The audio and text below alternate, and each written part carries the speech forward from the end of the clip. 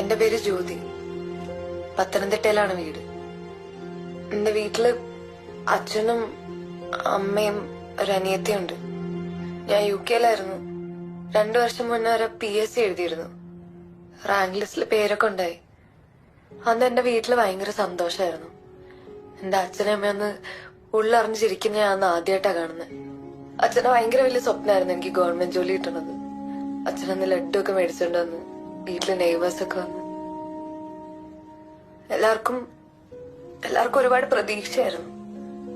പിന്നീട് ജോലിയുടെ കാര്യം ചെന്ന് അന്വേഷിച്ചപ്പോ അവര് പറഞ്ഞു ആ പോസ്റ്റിന് വേക്കൻസി ഇല്ല. എന്താന്ന് വെച്ചപ്പോ അവര് കൃത്യമായിട്ട് ഒരു ഉത്തരം തന്നില്ല. ഞാൻ വീണ്ടും PSC എഴുതി, കിട്ടി. പക്ഷെ ജോലിയുടെ കാര്യം പഴയ പോലെ തന്നെ. അങ്ങനെ ഞാൻ ഗവൺമെന്റ് ജോലി എന്നുള്ള സ്വപ്നം ഉപേക്ഷിച്ചു. പിന്നീട് അമ്മാവൻ പറഞ്ഞിട്ടാണ് ഞാൻ പുറത്തു പോകുന്നതിനെ പറ്റി ആലോചിച്ചെന്നെ തുടങ്ങിയത്. അടുത്തുള്ള ഒരു ഏജൻസിയിൽ അന്വേഷിച്ചപ്പോ അവര് പറഞ്ഞു IELTS ഒന്നും എഴുതണ്ട, അവിടെ ചെന്നാ മതി, പഠിച്ചാ മതി, വലിയ ശമ്പളമുള്ള ജോലിയൊക്കെ കിട്ടും പറഞ്ഞു. അതിനവര് ചോദിച്ചത് 30 ലക്ഷം രൂപയാണ്. അത്ര പൈസ ഒന്നും ഞങ്ങക്ക് ചിന്തിക്കാൻ പോലും പറ്റില്ല.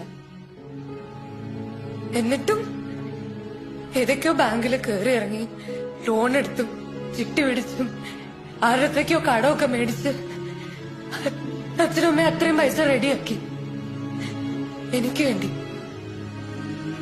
എന്നിട്ട് ഞാൻ UK-ക്ക് പോയി, കുറെ പ്രതീക്ഷകളുമായിട്ട്.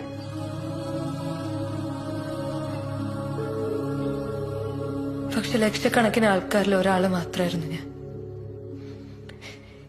ഏജൻസികൾ പറഞ്ഞ പോലെ ഒന്നും അല്ല അവിടെ. ഞാനതൊക്കെയോ സൂപ്പർ മാർക്കറ്റിലും ഹോട്ടലിലും പാത്രം കഴുകി ടോയ്ലറ്റ് കഴുകി എന്തൊക്കെയോ ജോലിയെടുത്ത് അവിടെ ജീവിച്ചത്. എന്റെ ചെലവ് പോട്ടെ, എനിക്ക് മാസം വീട്ടിലേക്ക് അമ്മയ്ക്ക് അച്ഛന് കാശ് അയച്ചു കൊടുത്തില്ലെങ്കിൽ അല്ലെങ്കിൽ ഞാൻ ഇവിടെ നിന്നിട്ട് കാര്യമില്ല. എനിക്ക് പഠിക്കാനൊന്നും പോകാൻ പറ്റിയിട്ട് പോലില്ല. യൂണിവേഴ്സിറ്റിയിലേക്ക് ഞാൻ ഒരാഴ്ച പോയിട്ടുള്ളൂ. എന്റെ മാനസികാവസ്ഥയും ശാരീരികാവസ്ഥയും ഒന്നും അതുകൊണ്ട് എനിക്ക് പഠിക്കാനൊന്നും പറ്റിയിട്ട് പോലുമില്ല.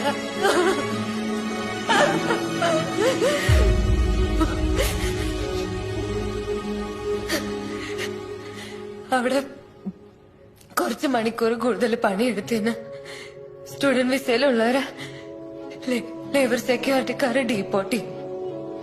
കുറെ തവണ ഞാൻ എങ്ങനെയൊക്കെ അവരുടെ കണ്ണിപ്പെടാതെ കഷ്ടിച്ച് രക്ഷപ്പെട്ടു. പക്ഷെ കഴിഞ്ഞാണ് അവരെന്നെ പിടിച്ചു. എന്നെ ഇപ്പൊ തിരിച്ച് നാട്ടിലേക്ക് അയച്ചേക്കാം.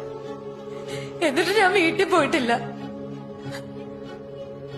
ഞാൻ ഇപ്പൊ മുംബൈയിലുള്ളത്. ഇവിടെ ഞാൻ ചെയ്യുന്ന പണി എനിക്ക്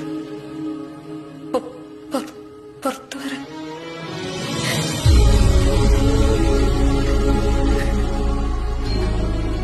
ഞാൻ നിർത്തു. ഞാൻ അവസാനിപ്പിക്കുകയല്ല. ഞാൻ ആരെയും കുറ്റപ്പെടുത്താൻ വേണ്ടിയിട്ടല്ലേ വീഡിയോ ചെയ്യുന്നത്. പക്ഷെ കുറെ സ്വപ്നമൊക്കെ കണ്ട് ഇവിടുന്ന് പുറത്തേക്ക് പോകാൻ പോകുന്ന ആൾക്കാരില്ലേ, അവരോട് എനിക്ക് ഒരു കാര്യം പറയാനുള്ളൂ. പണ്ട് ഇവിടുന്ന് പോയി രക്ഷപ്പെട്ട കുറെ ആൾക്കാരുണ്ടാവും. പക്ഷെ ഇപ്പൊ അവിടെ ഏറ്റവും കൂടുതലുള്ള എന്നെ പോലത്തെ ആൾക്കാരാണ്. എന്റെ നാട്ടിൽ എനിക്കൊരു ജോലി ചെയ്യാൻ പറ്റിയിരുന്നു. എന്റെ അച്ഛൻ, എന്റെ അമ്മ,